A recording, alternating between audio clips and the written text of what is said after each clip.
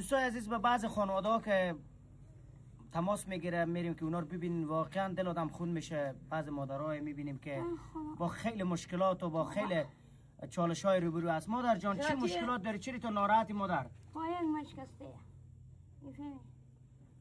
خونه خرابه بیوزنی هیچ چنگ ندارم. این خوارک ما معلوله.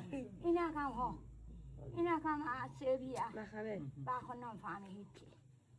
انم دیرنو باشه دیگه میگه. دوستای عزیز اگه شما نزدیک بیاین آل مادر جان و از ما دیگه تیر شد دیگه زندگی، اما این طفلک نازنین سه کنه با چه قدر سختی زندگی سپری میکنن. این مادر جان به دکتر نبردن جای؟ بابا پیاره کی چه نداره؟ هیچ نداره پیری که بابا عمل کنه نداره. سه کن چه دخترک مقبول نام خدا. اما دوستای عزیز خوب است آدم به همین خانواده‌های کمک کنی، واقعا مستحق و نیازمنده و در دورترین نقطه افغانستان زندگی میکنه.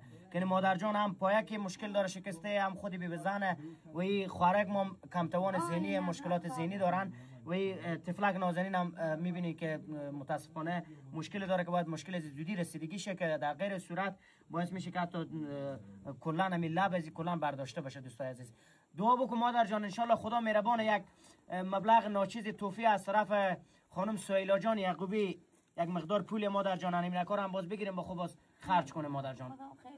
دعا بکنه به خواهرم اونا مسافر هر راه دور کمک کردن. دعا میکنم به هر مسلمان دعا میکنم. الهی آمین. بخیر باشه دعا گو هست دیگه چیزی که ارمان نمیشه. سلامت باشه مادر جان، دعا بکنه. برو جگر.